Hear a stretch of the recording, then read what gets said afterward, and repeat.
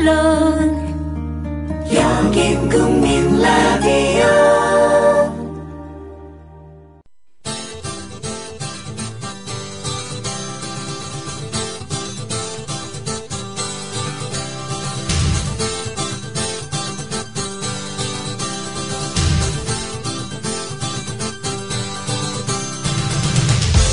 투박하지만 정직하다. 비평을 비평하는 남자 서영석. 그가 바라본 세상. 사설과 칼럼을 통해 오늘을 짚어본다. 서영석의 라디오 비평. 안녕하십니까, 서영석입니다. 오늘 미디어오늘의 권범철 화백 만평을 보니까 정말 그야말로 웃음이 나왔습니다. 검찰의 로고 아시죠? 5개의 줄이 세로로 되어 있는 검찰의 로고. 그 위에 살색 엉덩이를 그려놨습니다. 그리고 검찰이라고 쓰고 그 밑에 그분이 싸면 우리는 치운다 라는 말이 첨부되어 있었는데요. 비선실세 국정농단 의혹을 조사한 검찰의 행태를 보면은 그분이 싸면 우리는 치운다라는 구호에 걸맞는 검찰 아닌가 하는 그런 생각이 들었습니다. 예, 혼자 사는 노인이 130만 명에 이르는 시대에 이르렀습니다. 혼자 사는 노인, 독거 노인이라고 얘기를 하죠. 그런데 이 노인들의 실상은 그야말로 파라다이스가 아니라 그 반대편에 서 있는 것 같습니다. 우리나라 2013년 전체 자살자 수는 14,427명이었습니다. 그냥 자기가 자신을 죽이는 사람의 숫자가 14,000명이 넘었다는 이야기입니다. 인구 10만 명당 자살자 수는 29.1명인데요. OECD 국가 중에서는 독보적인 1위입니다. 그런데 연령별로 보면 더 비참합니다. 평균 10만 명당 자살자 수는 29명이지만 10대, 20대는 적습니다. 10대, 20대가 자살한다면 그게 오히려 웃기는 거죠. 그러나 60대가 되면은 그야말로 급증합니다. 60대의 자살자 수는 10만 명당 40명이 넘습니다. 70대 67명에 이릅니다. 80대 이상은 무려 94.7명, 즉 100명 가깝습니다. 결국은 80대 이상 노인 1000명당 1명꼴로 자살한다는 이야기입니다. 노년층의 자살률은 아마 우주 제일이 아닐까 하는 생각입니다. 그런데 정부가 고용하는 노인 돌보미, 즉 생활관리사는 전국적으로 한 2000명 되나요? 이 노인 돌봄이 1인이 관리하는 독거 노인의 숫자는 한 사람당 25명을 관리한다고 합니다. 노인 돌봄이 생활관리사 한 사람당 25명을 관리하니까 집에 찾아가서 관리가 불가능합니다. 전화라도 걸면은 다행입니다. 하루에 25통 전화를 걸어야 그들이 살아있는지 죽어있는지 확인이라도 할 수 있다는 이야기입니다. 그런데 이들 생활관리사들 평균 급여는 월 67만 원입니다. 이렇게 노인을 홀대하는 정권에 대한 노인들의 이 정권 지지율 역시 역대 최고입니다. 그냥 자업자득이니 그렇게 살아라 라면서 노인들을 내버려 둬야 할지 정말 판단이 서지 않는 하루입니다. 라디오 비평 시작합니다. 함께하고 계신 방송은 정치평론가 서영석 미디어 협동조합 이사장이 진행하는 라디오 비평입니다. 지상철 조합원 신청 광고입니다. 강화대교 앞에서 개념 부부가 만드는 개념 곰탕, 연지연 곰탕. 연지연이란 가마솥의 장작불로 온종일 구워내는 곰탕을 서로 나누어 이어지는 인연이란 뜻입니다. 연지연 곰탕이 민주주의를 열망하는 조합원 여러분과 국민의 건강을 책임지겠습니다. 곰탕 포장 판매는 한 팩 800g에 7,000원이며 7팩 이상은 무료 배송으로 드립니다. 연지연 곰탕은 강화대교 입구에 위치해 있습니다. 단체 주문 예약 및 포장 주문 전화번호는 010-7252-1114, 010-7252-1114, 031-989-9968. 조합원 단체 예약은 10% 할인해드립니다.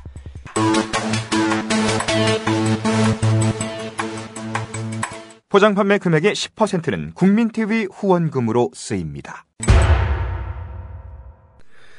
지난해 4월 초에 28살 한 어무대에서 유나무계 일병, 선임병의 가혹한 폭력에 노출됩니다. 그 폭력을 보다 못한 전우가 윤일병에게 네가 사는 길은 개가 되는 거야. 그렇지 않으면 넌 맞아 죽는다라고 합니다. 말하자면 때리면은 아이고 아파라, 아이고 잘못했습니다, 이런 반응을 보여야 하고, 놀리면 거기에 대해서 매우 재미있는 반응을 보이는 감성 노예가 되라는 이야기였습니다. 그런데 윤일병 개가 되지 못했습니다. 이게 선임의 화를 더 북돋아서 며칠 후 그는 결국 죽음에 이르릅니다. 지난 10월 초죠. 지난해 압구정동의 한 아파트에서 경비원이 입주민의 비인간적인 처우를 견디다 못해 분신자살을 시도합니다. 과일을 던져주며 먹으라 했을 때 강아지처럼 반응할 수 없었던 그는 뻣뻣하게 반응했고, 이것이 입주민의 더 큰 횡포로 연결되어 결국 자살을 시도하는 사태에 이르렀던 겁니다. 또 있습니다. 지난해 12월 초 뉴욕에서 출발하는 대한항공 기내에서 조현아 부사장이 땅콩 문제로 질책할 때 성무원과 사무장은 무조건 제가 잘못했습니다 하면서 납작 엎드려야 했는데, 매뉴얼에 이렇게 하게 되어 있다 라면서 자신의 정당성을 입증하려 합니다. 이게 바로 그 조현아 부사장의 화를 더 북돋아서 결국 항공기가 회항하고 사무장이 비행기에서 내리는 그런 대형 사건으로 연결됐습니다. 오늘 김종대 디펜스 21 편집장이 한겨레신문에 기고한 갑질하는 권력이 던지는 메시지라는 칼럼의 첫머리는 바로 이런 에피소드들로 시작이 됩니다. 이어서 우리 사회의 어떤 미생들은 인간으로서의 자기 존엄성 때문에 갑질하는 강자 앞에서도 개가 될 수 없다. 그게 강자를 무시하는 것으로 오인되는 순간 더 큰 참극이 발생한다. 나의 비통함을 향유하려는 강자는 이를 거부하는 개인을 절대 용납하지 않는다. 그런가 하면 실제로 개가 됨으로써 수직 서열화된 위계 사회에서 용케도 생존을 도모해 나가는 더 많은 미생들도 있다. 이들은 강자에게서 어떤 모욕이나 고통을 당하더라도 그걸 참고 인내함으로써 언젠가 자신이 강자가 되면 지금 자신과 같은 약자를 지배할 수 있는 권리를 확보하게 된다고 믿는다. 학교건 군대건 직장이건 학대받고 자란 후임이 선임이 되면 그 고통을 고스란히 후임에게 물려주려고 한다. 이렇게 가해 피해 관계가 계속 순환되면서 고통의 총량을 증가시킨다. 한 인간으로서 인격을 스스로 학살하면서까지 지배와 복종이라는 서열의 구조 속으로 자신을 던지지 못한다면 그것은 죽음일 수도 있다. 그런 개인은 제도 밖으로 튕겨나가 생존의 불안감에 떨어야 한다. 여기서 특이한 것은 이렇게 적응할 줄 아는 미생들이 적응할 줄 모르는 미생들을 이해할 수 없을 만큼 증오하고 적대시한다는 것이다. 나는 개가 되었는데 너는 왜 못하느냐며 약한 개인에게 책임을 묻는 경향을 보인다. 작년에 세월호 유족 김영호 씨가 이런 증오의 표적이었다. 이게 우리 사회의 근본적인 구조의 원리가 되었습니다. 참 불행한 일입니다. 이건 그야말로 봉건 귀족 시대의 귀족과 그리고 평민들을 규율하던 원리였습니다. 내가 개같은 이 대우를 꾹 참고 저 위로 올라서면은 나머지를 마치 개처럼 부를 수 있다는 오로지 그 희망만으로 개같은 인생을 견딥니다. 그러면서 그 개같은 인생을 견디는 자기 자신과 반대편에 서 있는 그 개같은 인생을 견디지 못하는 사람들을 더 학대하고, 그럼으로써 개같은 인생에 대한 보상을 받으려 하는 그런 구조들. 크게는 국가, 작게는 내가 속한 조직이 모두 하나의 이데올로기로 통합되는 것을 통치적인 목적으로 삼는 박근혜 정부는 말 잘 듣는 국민과 말 안 듣는 국민으로 구분을 합니다. 말 안 듣는 정당은 해산시키고 말 안 듣는 개인들은 이메일 메신저까지 뒤져서 처벌합니다. 이런 협박과 처벌이 작동하는 대한민국은 28사단 한 의무대 또는 대한항공의 확대된 변형일 뿐입니다. 지난 5일 검찰의 정윤회 의혹 사건 수사 결과 발표를 보십시오. 비선의 국정농단을 척결하는 게 아니라 정권 안보의 천병인 권력의 개가 되는 게 검찰이 사는 길이라는 것을 스스로 보여주고 있지 않습니까? 국정농단이라는 핵심 의혹은 찌라시 수준이라면 아예 수사도 하지 않고 문건 유출에만 수사력을 집중하여 졸속으로 그 결과를 발표했습니다. 그런 찌라시들로 인해서 내가 무시당했다 라면서 잔뜩 화가 난 각하의 하명수사인이 당연한 기결입니다. 이렇게 해서 약한 미생들에게 한껏 증오심을 뿜어내는 그런 사회가 2015년 백두의 대한민국입니다. 그 메시지는 간단합니다. 너 스스로의 존엄성을 포기하라. 살고 싶으면 개가 되라는 겁니다. 이게 바로 박근혜 대통령이 국민에게 보내는 새 선물입니다. 그러나 우리는 개가 될 수가 없습니다. 그런 메시지에 저항해야 됩니다. 그리고 그 저항은 승리로 연결될 수가 있습니다. 박근혜 대통령이 그런 식으로 나서는 것은 오히려 자기 자신의 통치 기반이 약하기 때문에, 그리고 자기 자신의 멘탈이 약하기 때문에 오히려 거꾸로 보이는 반응입니다. 절대로 개가 되라는 명령에 복종해서는 안 됩니다. 똑똑한 의료 소비자 되기 캠페인 윤훈기 치과의사입니다. 병원이 민간 자본을 도입해 영리 극대화를 추구하면 과잉 진료가 현재보다 반드시 더 심해집니다. 그렇지 않아도 과잉 진료는 현재 심각하게 사회 문제들을 유발하고 있습니다. 과잉 진료란 병원 이익을 위해 하지 않아도 될 검사와 치료를 환자에게 강제하는 비윤리적 행위입니다. 허위 과대 광고를 하는 병원들은 반드시 과잉 진료를 합니다. 과잉 진료는 평생 후유증에 시달리게 함으로써 존엄한 한 인간의 영혼과 육체를 서서히 파괴하고 소중한 가정경제를 파탄시켜서 결국 사회계층 간 증오심을 부추기는 진짜 사대악입니다. 과잉 진료를 통해서 병원들은 더 부자가 되지만 환자들은 더 아파야 하고 양질의 삶을 빼앗겨야 합니다. 돈이 모자라 치료를 못 받는 비극도 생깁니다. 이것이 헌법에 보장된 인권입니까? 다 함께 힘을 모아 의료 영리화 반드시 막아냅시다. 지금까지 윤훈기 치과의사였습니다. 똑똑한 의료 소비자 되기 캠페인이었습니다.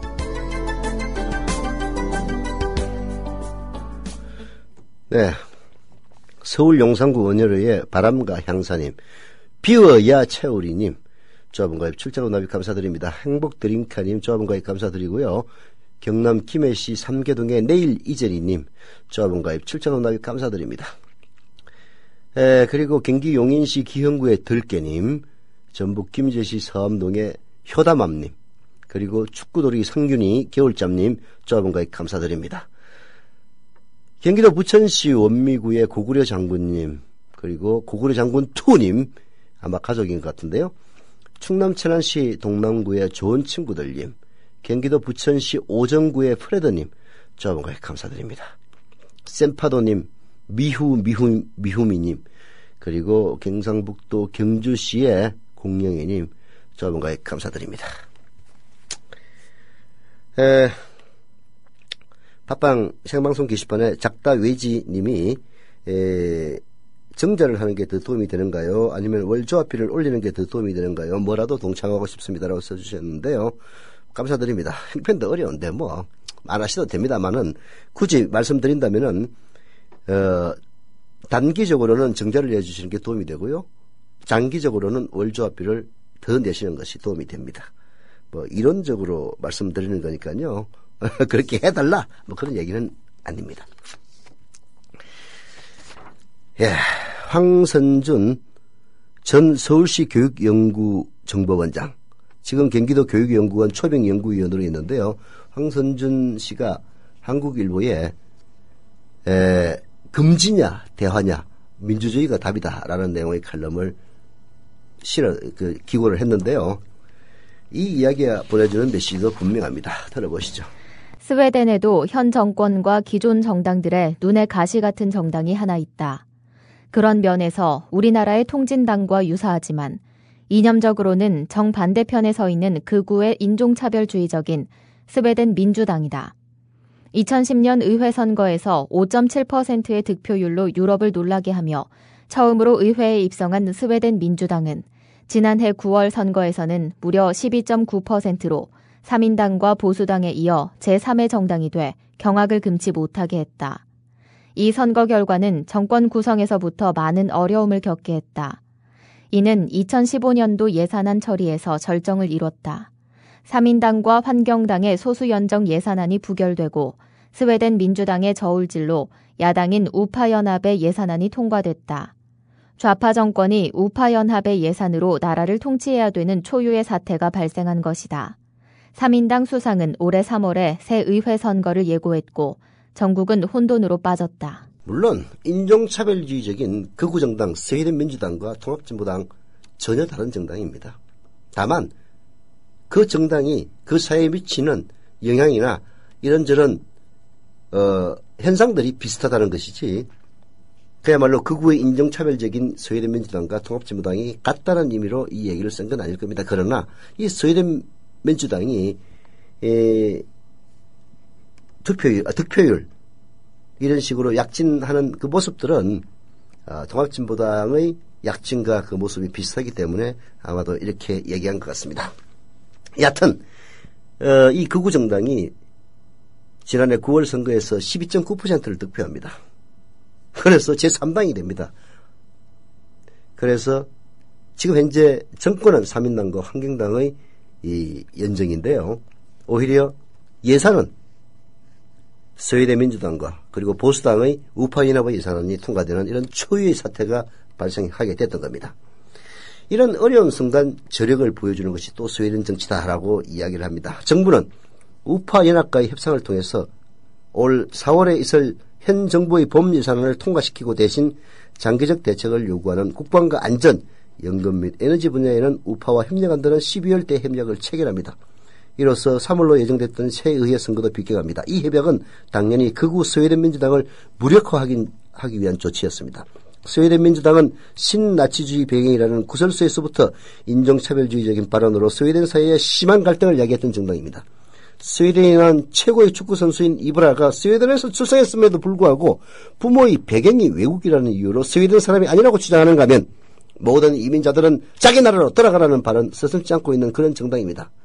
그러나 이들의 주장을 면밀히 살펴보면 모든 이민이 아니라 이슬람 국가, 즉 무슬림 국가로부터 이민을 반대하는 극히 인종차별주의적인 인종차별주의적인 것입니다. 인간의 존엄과 평등이라는 민주주의의 기본 정신을 위배하는 발언이고 정책들입니다. 이런 스웨덴 민주당을 현 수상은 신파시스트라고까지 했습니다. 그러나 스웨덴 국가는 이런 정당을 금지하거나 해산하려 들지 않습니다. 대화와 협상 그리고 민주주의 확대와 심화를 통해 해결하려고 합니다. 이런 정신은 노르웨이의 극우 브레이빅이 2011년 69명의 젊은이와 시민을 사살하는 테러를 감행했을 때도 나타났습니다. 당시 옌스 스톨텐베르크 노르웨이 총리는 극우에 대한 발본 세곤이나 금지가 아니라 오히려 민주주의를 부활시키고 그리고 더 민주주의를 심화시켜 이것을 해결해 나가자고 호소해서 전 세계를 감동시킨 적이 있습니다. 말하자면 극우나 혹은 극자의 이것이야말로 일탈인 겁니다. 그런 일탈을 민주주의적인 방식으로 해결해 나가야지 금지하고 해산시키고 잡아넣고 한다고 해서 그것이 결코 해결되지 않는다는 이야기입니다. 민주주의만이 극우와 극좌를 이긴다. 그런 의미에서 지난 연말의 헌재 통진당 해산 선고는 많은 문제점을 안고 있다. 통진당 강령의 진보적 민주주의에 대한 분석이나 통진당 내의 일부 인사의 활동에서 내란 및 체제 전복의 가능성이 큰지에 대한 분석이 충분했는진 의문이 간다. 또 국민이 선출한 국회의원까지 배출한 정당을 그렇게 쉽게 해산해도 되는지 의아스럽다. 무엇보다도 정부가 해산 심판 청구를 할 만큼 위급한 상황이 있었는지, 심판 청구에 대한 국민적 여론 수렴 과정이 있었는지, 다수의 정부 인사 재판관 출신의 재판소가 아닌 다른 기구에서 해산 여부를 결정할 민주적 방법은 없었는지 등에 대한 설득력 있는 대답이 없다. 제2의 유신 시대에 서막을 올린 것이 아닌가 하는 우려를 불식시키기 어렵다. 헌재는 권력의 신여라는 딱지를 벗어나기 어렵다. 통진당 사태는 사상과 표현의 자유 및 집회와 결사의 자유를 중요시하는 성숙한 민주사회로 가는 길목에서 있어서는 안 될 참사다.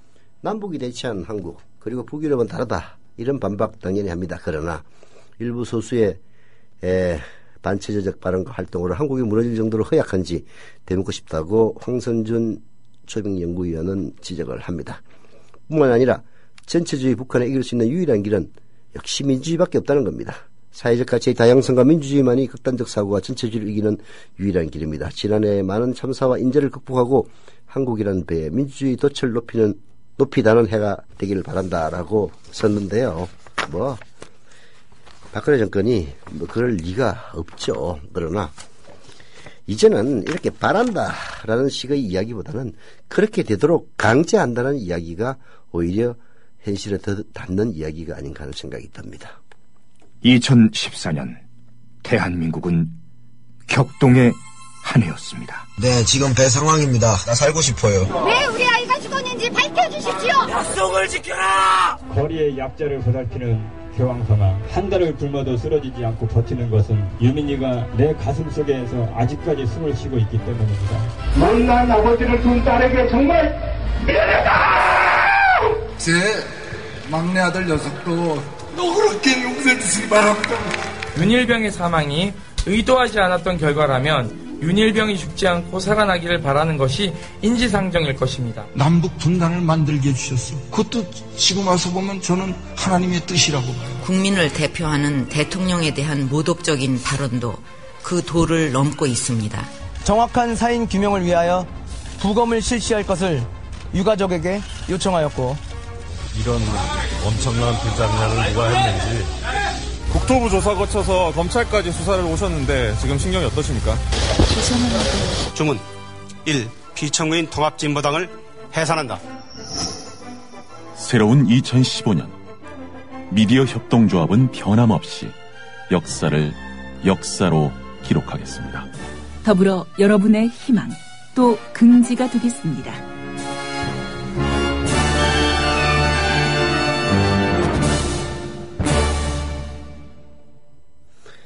네, 요즘 새해 들면서 조합원 가입 속도가 조금 더 탄력을 받고 있는 것 같습니다. 그 이유가 뭔지는 잘 모르겠어요. 그러나 최근 노정면 방송제작국장의 사인과 더불어서 오히려 조합원들이 미래협동조합 국민TV를 격려하고 그리고 또 지지하는 그런 여파가 아닌가 하는 그런 생각이 들 때도 있습니다. 예, 미래협동조합은 여러 가지 어려움 속에서 1년여를 지나왔고요. 오는 3월 3일이면 창립 2주년을 맞게 됩니다. 그리고 오늘 4월 1일이면 뉴스K 출범 1주년을 역시 맞습니다. 올해는 더 좋은 방송과 그리고 더 좋은 콘텐츠로 국민TV와 국민라디오를 사랑하는 많은 조합원들 그리고 청취자 여러분들을 만족시켜줄 수 있는 그런 방송이 될 수 있도록 1, 2, 3월 석 달 동안 연구를 거듭하고 그리고 필요한 인력과 필요한 설비 등을 보강해서 4월부터는 보다 더 새로운 방송으로 여러분들을 찾아뵐 것을 약속드립니다. 그렇게 하려면요 역시 여러분들의 많은 지지가 필요합니다. 조합원 가입해 주시고 그리고 이미 가입한 조합원들은 월조합비 11,000원 꼬박꼬박 납부해 주시면은 감사드리겠습니다.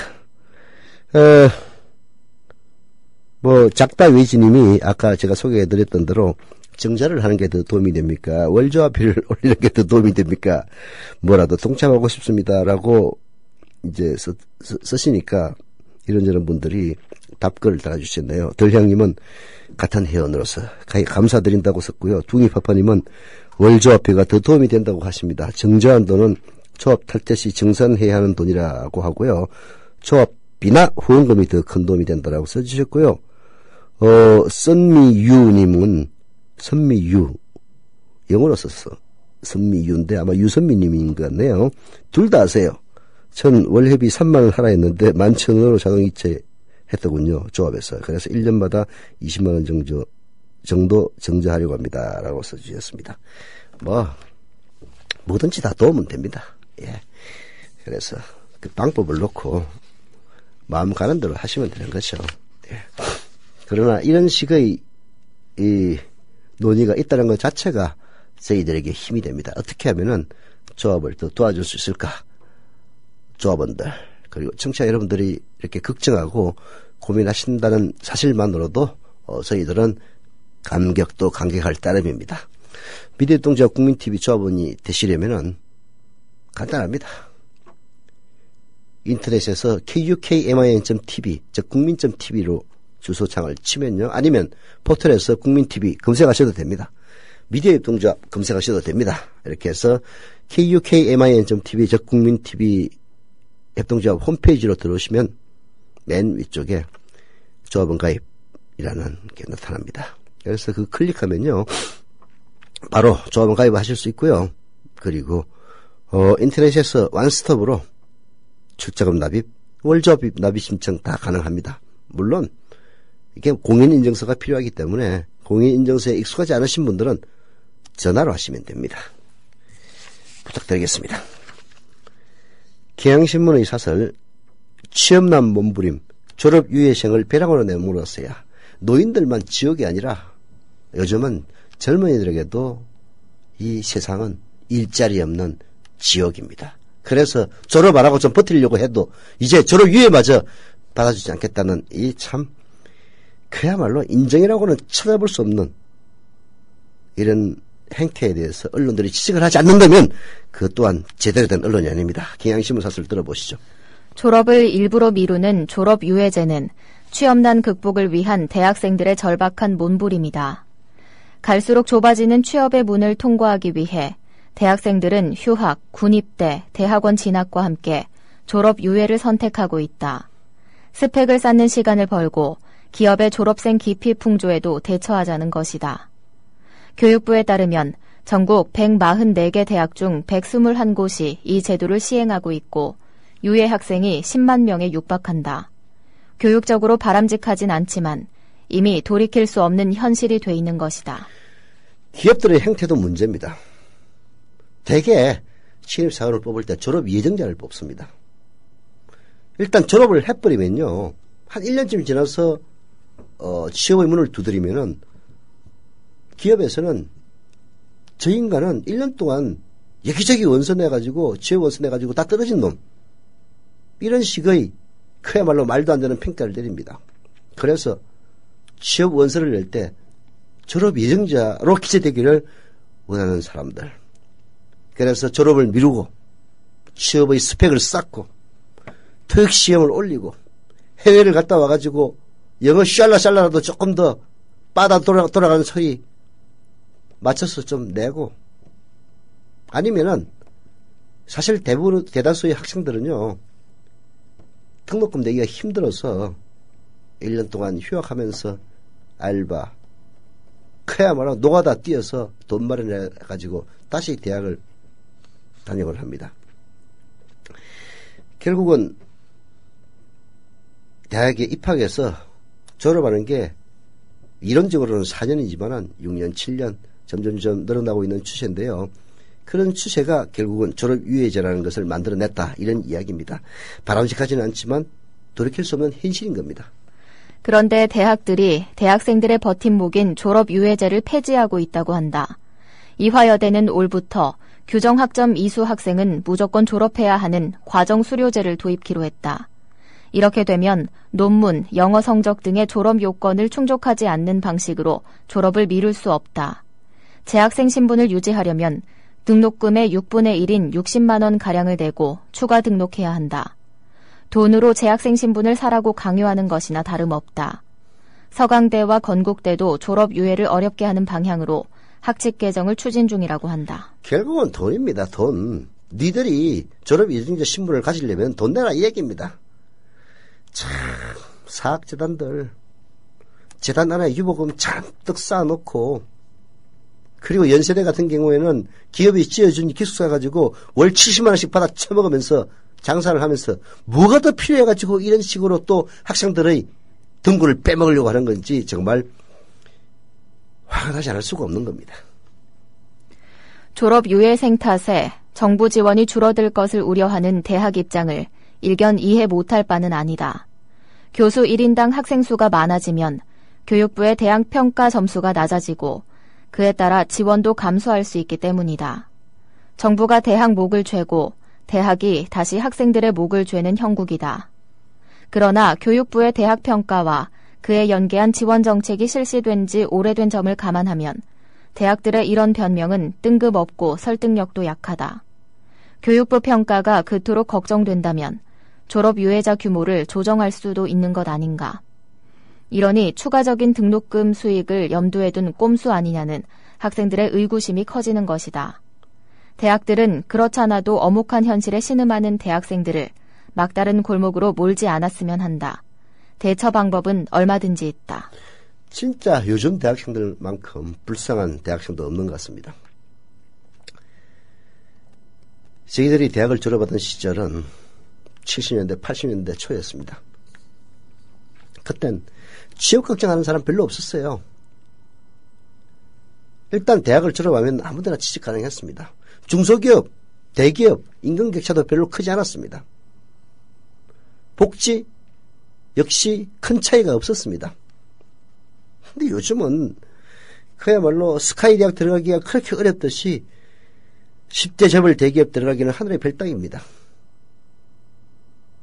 그리고 그야말로 계층적으로 중산층이 붕괴됐듯이 중견기업들도 거의 붕괴 직전에 와 있습니다.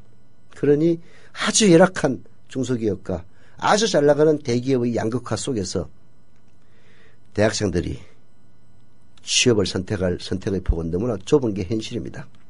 그게 싫으면 아르바이트로 그야말로 인생을 낭비하는 수밖에 없는, 인생이 낭비가 아니죠. 어쩔 수 없이 그렇게 살 수밖에 없는 그런 현실 속에서 진짜 실험하고 있는 겁니다. 그런 학생들에게 돈 더 내고 재학생 신분을 유지하라고 하는 것은 진짜 그야말로 벼룩의 간을 빼먹는 그런 행위가 아닐 수 없는 겁니다. 대학만 문제가 아니라 정부도 문제입니다. 외환위기 때 대졸 실업이 사회적 문제가 되자 부랴부랴 졸업유예제를 도입해놓고 이제 와서 대학들의 제도 폐지 움직임을 방관하는 것은 무책임한 일입니다. 기업도 사원모집이나 각종 공모전 때 재학생을 우선시하는 방침을 바꿔야 합니다. 두말할 것도 없이 대졸자 취업 문제는 국가적 과제입니다. 졸업유예제도 역시 그런 차원에서의 접근이 필요합니다. 졸업이 무서운 취업난은 대학생이 아니라 우리 사회가 조성한 겁니다. 정부, 대학, 기업이 함께 책임져야 한다라고 경향신문 사설은 질타하고 있습니다.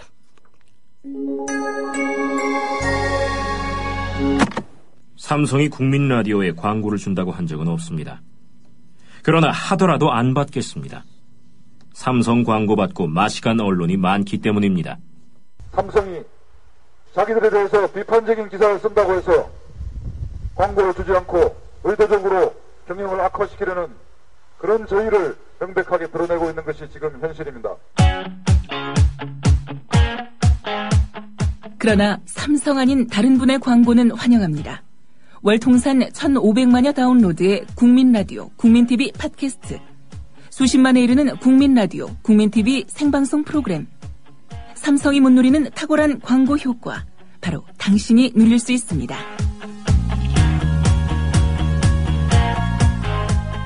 광고 문의는 서울 전화 3144-0933, 3144-7737 또는 국민라디오 gmail.com으로 하실 수 있습니다.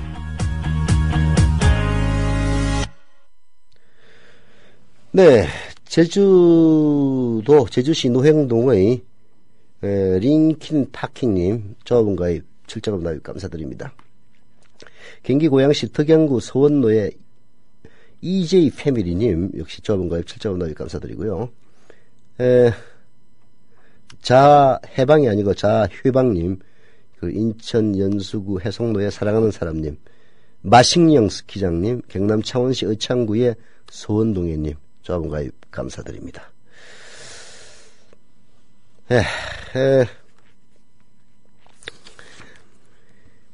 어제 한겨레신문의 특종을 과연 오늘 조간이 어떤 신문에서 받을까 열심히 봤습니다. 이건희 삼성 회장이 사면을 받았을 때 그 회의록을 정보공개 청구해서 한겨레신문이 입수해서 보도한 그 내용입니다. 아니나 다를까 한겨레신문을 제외한 어떤 신문에서도 이 기사 다룬 데가 없었습니다. 한겨레신문도 심지어는 8면에 이 기사를 다뤘더라고요. 그나마 한겨레신문은 사설로 재벌 회장의 홍보실 노릇한 그수기 사면의 실상이라는 사설로 체면 칠해라도 했습니다. 어제 한겨레신문 인터넷판에서는요, 그 회의록 전문이 공개됐습니다. 제가 꼼꼼히 읽어봤습니다. 정말 이건희 회장이 그 회의록을 들여다봐도 얼굴이 화끈화끈 그릴 겁니다. 이건 뭐 삼성 직원들처럼 회장님을 사면시키기 위해서 장관부터 그 위원회 전체가 들고 일어나서 그야말로 이건희 회장님 사면시키기 운동본부 회의 같은 그런 내용들이었습니다. 쪽팔리는 거죠. 삼성 이건희 회장 결국 그때 혼자 사면됐습니다. 5년 전에. 이명박 정권의 선물이었죠.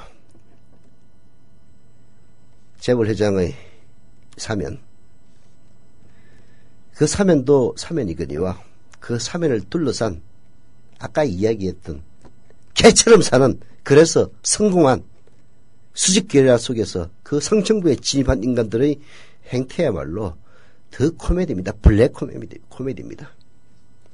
한겨레신문 사설을 들어보겠습니다. 2009년 연말 이건희 삼성 회장에 대한 원포인트 사면의 실상이 5년 만에 일부 드러났다. 한겨레가 정보공개 청구를 통해 입수한 법무부 사면심사위원회의 2009년 12월 24일 회의록을 보면 이 회장이 유례 없는 기업인 1인 특별사면 혜택을 받는 과정에서 사면심사위는 사면의 합당성을 심사하는 본래 역할 대신 정부의 거수기 노릇을 하는 데 그쳤다. 이러려면 사면심사위를 왜 만들었는지 묻지 않을 수 없다. 회의록에 드러난 사면심사위의 모습은 정말 가관이었습니다. 사면심사위에는 법무부 장관의 특별사면 상신이 적정하게 이루어질 수 있도록 심사하고 자문하는 기구입니다. 하지만 사면심사위원들은 되레 이건희 회장 사면의 명분과 이유를 앞다퉈 그 이유를 대는데 급급했습니다. 예상되는 여론의 비판을 무마할 홍보대책도 대신 걱정해줬습니다. 아니 이건희가 걱정해야 될 일을 삼성이 걱정해야 될 일을 사면심사위원들이 걱정했던 겁니다. 마치 대언론 홍보전략회의와도 같았습니다.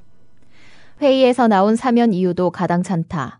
법무부 쪽 위원은 이 회장이 아들에게 불법으로 경영권을 승계하는 과정에서 회사에 손해를 끼친 것을 국익을 위해 열심히 하다가 문제가 된 것으로 법에 따라 이 회장을 처벌한 것을 국익에 위배가 되는 그런 일로 표현했다. 검사 출신인 법무부 간부가 불법 경영권 승계와 배임 따위 범죄 행위를 옹호하고 그에 대한 형사처벌을 잘못이라고 주장한 것이다. 실제 검찰은 법학 교수들이 삼성의 불법 경영권 승계를 고발한 2000년 이후에도 몇 년씩 미적대며 거듭 불기소 처분을 하거나 형식적인 봐주기 수사에 그쳤다. 검찰 대신 특별검사가 이전 회장 등을 기소해 겨우 징역 3년에 집행유예 5년이라는 재벌 맞춤형 판결이라도 받아냈는데 법무부는 형 확정 4개월 만에 그조차 봐주겠다고 나선 것이다. 참으로 한심한 일입니다. 그 비슷한 일들 지금도 벌어지고 있습니다. 최경환 경제부총리, 김무성 새누리당 대표 등은 번갈아가면서 경제 살리기를 위해 비리기업인 가석방이 필요하다고 주장합니다. 그 대상은 주로 최태원 SK 회장일 것이니 사실상 원포인트이긴 마찬가지입니다.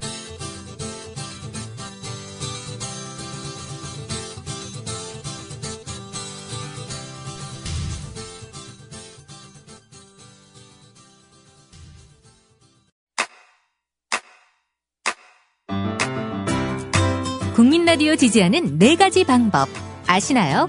다운로드하기, 별점 주기, 댓글 달기, 구독하기. 국민라디오를 보다 많은 이들에게 전할 수 있는 가장 손쉬운 방법. 다운로드하기, 별점 주기, 댓글 달기, 구독하기. 잊지 마세요. 다운로드하기, 별점 주기, 댓글 달기, 구독하기.